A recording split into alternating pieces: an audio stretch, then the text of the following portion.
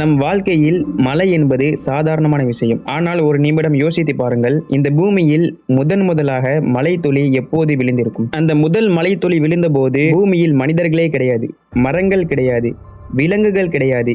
இன்றைய கடல்கள் கூட அந்த வடிவத்தில் இருக்காமல் இருந்திருக்கலாம். அப்படி என்றால் பூமியில் முதல் மழை எப்படி உருவானது? அந்த மழை எவ்வளவு காலம் பெய்திருக்கும்? அதிலிருந்து தான் கடல்கள் உருவானதா என்று இதை பற்றி இந்த வீடியோவில் முழுமையாக பார்க்கலாம். வீடியோக்குள்ள போறதுக்கு முன்னாடி இதே மாதிரி சயின்ஸ் அண்ட் வெதர் ரிலேட்டடான கண்டென்ட்டுக்கு நம்ம சேனலை சப்ஸ்கிரைப் பண்ணி பெல் ஐக்கான ஆல்ல கிளிக் பண்ணிக்கோங்க.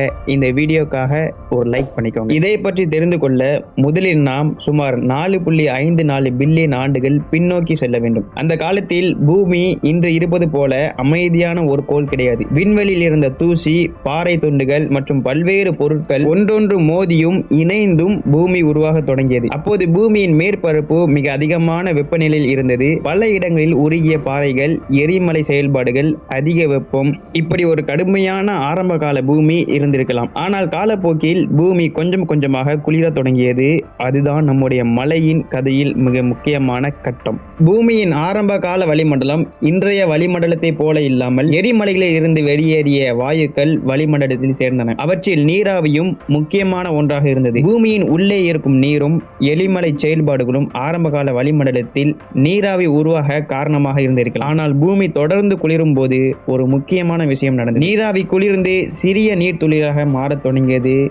அதாவது மழை மேகங்கள் உருவாக ஆரம்பித்தன பூமியில். அப்படி என்றால் முதல் மழை மேகங்கள் உருவான பிறகு அவற்றில் இருக்கும் நீர்த்துளிகள் ஒன்றோடொன்று இணைந்து பெரியதாக மாறும். ஒரு கட்டத்தில் அவற்றை வளிமண்டலம் தாங்க முடியாத போது அவை பூமியை நோக்கி விடும். அதுதான் மழை. ஆனால் இங்கே ஒரு முக்கியமான விஷயம், நாம் பூமியில் முதல் மழை இதே தேதியில் பெய்தது என்று சொல்ல முடியாது. ஏனென்றால் அந்த காலத்தை பற்றிய நேரடி வானிலை பதிவுகள் எதுவும் நம்மிடம் இல்லை. விஞ்ஞானிகளின் பூமியின் பாறைகள், கனிமங்கள் மற்றும் பழமையான ஜியாலஜிக்கல் எவிடன்ஸ் ஆகியவற்றை வைத்து ஆரம்ப கால பூமியின் நிலையை பற்றி புரிந்து கொள்கிறார்கள். அதனால் முதல் மழையின் சரியான தேதி நமக்கு தெரியாது. ஆனால் பூமி குளிர்ந்து திரவ நீர் நிலைத்திருக்கக்கூடிய சூழல் உருவான போது மழை மற்றும் நீர் சுழற்சி உருவாயிருக்க வேண்டும். அதன் பின்னர் நமக்கு ஒரு கேள்வி வரும், மழைதான் கடலை உருவாக்கியதா? இங்கேதான் மிகப்பெரிய கேள்வி என்பது எழுப்பப்படுகிறது. நம்முடைய கடல்கள் எல்லாம் மழையிலிருந்து மட்டும்தானா உருவானது என்று கேட்டால் பதில் அப்படி சொல்ல முடியாது. பூமியில் இருந்த நீரின் ஆதாரத்தை பற்றி விஞ்ஞானிகளிடம் பல ஆய்வுகள் உள்ளன. பூமியின் உட்பகுதியில் இருந்த நீர் மற்றும் எரிமலை வாயுக்கள் முக்கிய பங்கு வகித்திருக்கலாம். அதே நேரத்தில் ஆரம்ப கால சூரிய குடும்பத்தில் இருந்த சில சிறுகோள்கள் மற்றும் நீர் கொண்ட பொருட்களும் பூமிக்கு நீரை கொண்டு வந்திருக்கலாம். அதனால் கடல்கள் உருவானது என்பது ஒரே ஒரு காரணத்தால் நடந்த நிகழ்வு அல்ல. ஆனால் மழை பெய்து நீர் பூமியின் மேற்பரப்பில் தொடர்ந்து சுழன்று நீர் தேங்கியது.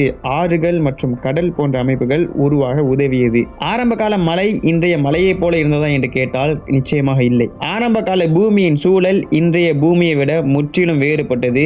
அப்போது வளிமண்டலம் வேறுபட்டிருந்தது, வெப்பநிலை வேறுபட்டிருந்தது, எரிமலை செயல்பாடுகள் அதிகமாக இருந்தன. அந்த காலகட்டத்தில் பூமியின் மேற்பரப்பும் இன்றைய கண்டங்கள் மற்றும் கடல்களைப் போல இருக்கவில்லை. அதனால் அந்த காலத்தில் பெய்த மழையின் தன்மையும் இன்றைய மழையை போல இருந்திருக்க வேண்டிய அவசியம் என்பதும் இல்லை. ஆனால் அடிப்படை பிசிக்ஸ் மட்டும் ஒன்றுதான். நீர் ஆவியாகிறது, குளிர்கிறது, ஒடுங்குகிறது, மேகம் உருவாகிறது, மழையாக விழுகிறது. இதுதான் இன்று வரை தொடரும் நீர் சுழற்சியின் அடிப்படை. பல பில்லியன் ஆண்டுகளுக்கு முன்பு ஆரம்பித்திருக்கக்கூடிய இந்த நீர் சுழற்சி இன்று வரை தொடர்ந்து இருந்து கொண்டே இருக்கிறது. கடலில் இருக்கும் நீர் சூரிய வெப்பத்தால் ஆவியாகிறது. அந்த நீராவி மேலே செல்கிறது. குளிர்ந்த வளிமண்டலத்தில் அது சிறிய நீர் துளிகளாக மாறுகிறது. மேகங்கள் உருவாகின்றன. பின்னர் மழை, பனி அல்லது ஆலங்கட்டி மழையாக பூமிக்கு திரும்புகிறது. மீண்டும் அந்த நீர் ஆறுகள் வழியாக கடலுக்கு செல்கிறது. அதன் பிறகு மீண்டும் ஆவியாகிறது. இதுதான் வாட்டர் சைக்கிள். அதாவது நாம் இன்று குடிக்கும் தண்ணீரில் இருக்கும் சில நீர் மூலக்கூறுகள் கூட பூமியின் மிக பழமையான நீர் சுழற்சியின் ஒரு பகுதியாகவே இருந்திருக்கலாம். ஒரு சுவாரஸ்யமான கற்பனை என்னன்னா,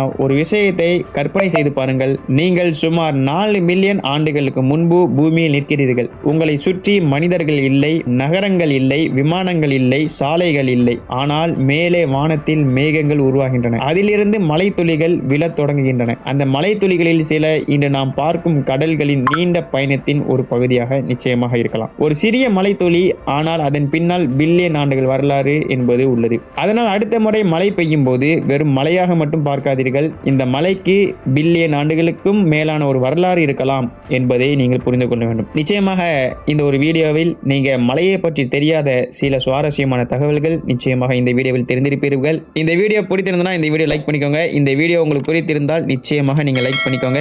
அண்ட் வெதர், கிளைமேட் மற்றும் சயின்ஸ் பற்றிய சுவாரஸ்யமான தகவல்களுக்கு நம்மளுடைய சையத் டாக்ஸ் யூடியூப் சேனலை சப்ஸ்கிரைப் பண்ணி பெல் ஐக்கானை ஆல்ல கிளிக் பண்ணிக்கோங்க.